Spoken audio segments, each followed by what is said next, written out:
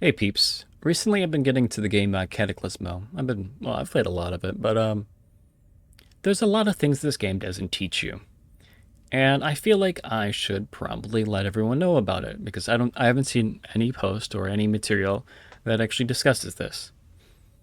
So, as you may know, if you're watching this video, our little little guys love to destroy our citadel and want to destroy anything of economy. So it's like our houses, our beacons, and whatnot. Now, if you're going farther and farther away, you're going to build walls around them. And I'm going to say, A, don't do that, and B, there's a better way to protect your stuff. And that is, in this game, height is a really important factor. This is a building on the base level, and this is a building on the second layer. Why do something like this?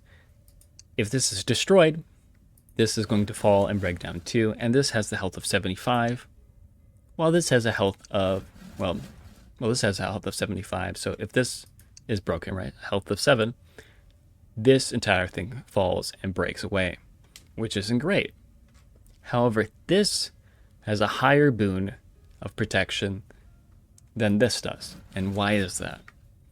Well, the AI enemy pathing system works in a weird way.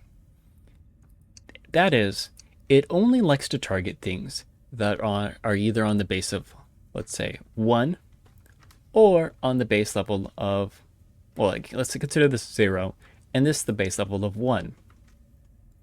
However, if it's above the base level of 1, let's say 2, it's going to treat this as if it's not even there. Now let's demonstrate this. So we're going to place a whore right in front of this. If it just walks straight forward, it should target this and then destroy it.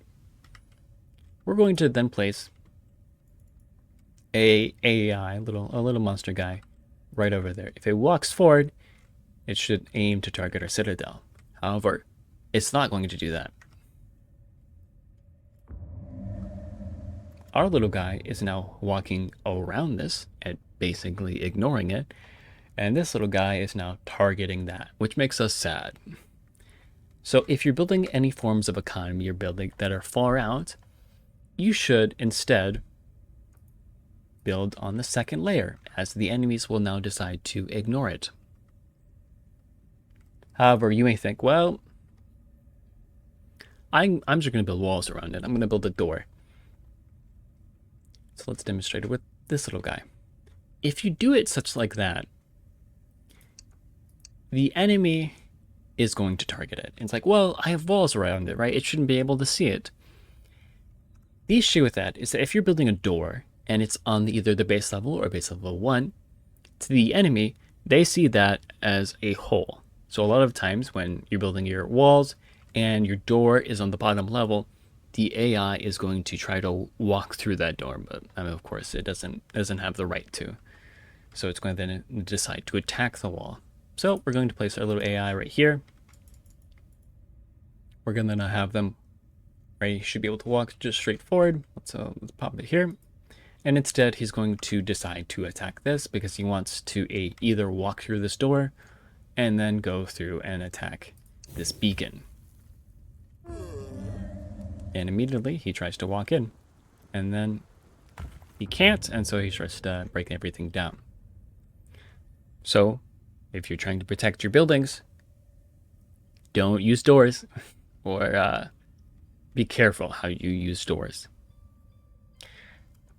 This is a boon and a a curse. Now you have knowledge that it'll try to walk through the door and try to attack your stuff. So of course you're not going to build it like that. You're going to build it like this. So I have a little beacon prefab that I like to use that'll drop down. It's little this right. Very simple, nice to set up. However, we can use this still. Why is that? Is that especially in survival and campaign, it's much more noticeable. The AI will immediately gun itself towards these structures. Because if you're building all of this like this, it's going to immediately target this and run towards it. And then it's going to bottleneck itself surrounding the entire thing. trying to destroy this beacon.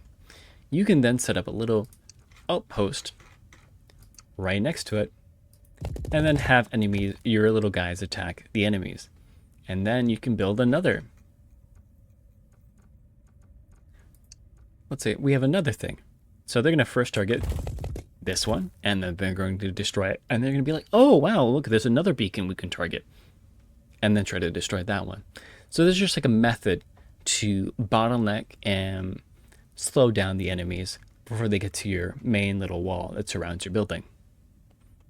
So I just wanted to let everyone know about this because I didn't know about it until I went into sandbox mode and then started testing the AI's range, AI pathing.